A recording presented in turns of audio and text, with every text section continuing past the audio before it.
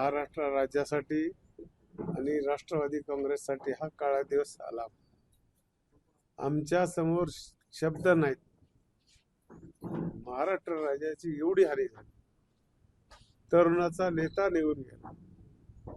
आम्ही शब्दामध्ये बोलू शकत नाही. जीवापाड प्रेम करणारा, गोरगरीब सर्वसामान्य माणसाला न्याय देणारा नेता, अशी ओळख दादाची होती. एक इच्छा राहून गेली दादाची. दादा मुख्यमंत्री जर झाले असते, महाराष्ट्र पहिल्या क्रमांकावर आले असते. असं वाटायचं मला बऱ्याच वेळेस की ह्या माणसावर जीव ओळून टाकावं.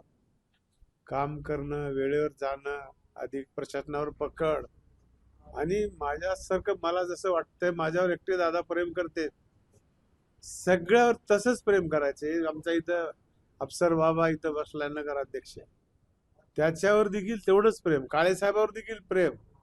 काळे साहेबावर विशेष राहायचं प्रेम. त्याला राग राग बोलल्यासारखं बोलायचे, पण अधिकारातून दादा बोलायचे. आणि शेवटची भेट 25 तारखेला 5 वाजता दादाची आणि माझी नांदेडमध्ये दुर्दैवी भेट झाली. सरदारजीचा कार्यक्रम होता. आम्हाला सगळ्या पगड्या घातल्या. हसायला लागले दादा बघून माझ्याकडं. सरदारजी सारखं दिसायला बाबासाहेब पाटील तुम्ही. दोघाचा फोटो काढला राहील. हीच आमची दादाची शेवटची भेट. आम्ही कशातच भरून निघू शकत नाही.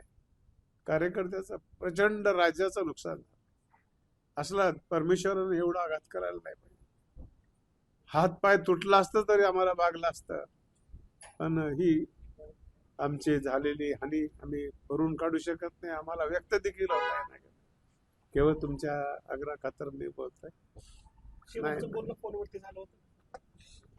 समक्षच होतो राजे. मी त्या दिवशी 25 तारखेला मला म्हणले, आता पालकमंत्र्याची काम तुम्हाला बीडला जाऊन झेंडावंदन करायचे आहे बाबासाहेब पाटील.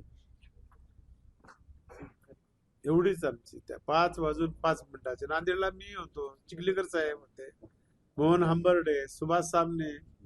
शेवटचे विमानात बसलो आम्ही. वाटलं बी नसेल आम्हाला की आता ही आमची शेवटची भेट आहे. विचार कर, सगळ्याची काळजी घेणार, सगळ्याची कार्यकर्त्यासहित, आणि राज्यातली, जिल्ह्यातली आणि तालुक्यातली इत्तंभूत माहिती आणि सगळ्या गोष्टीचं ज्ञान शक्यच नाही.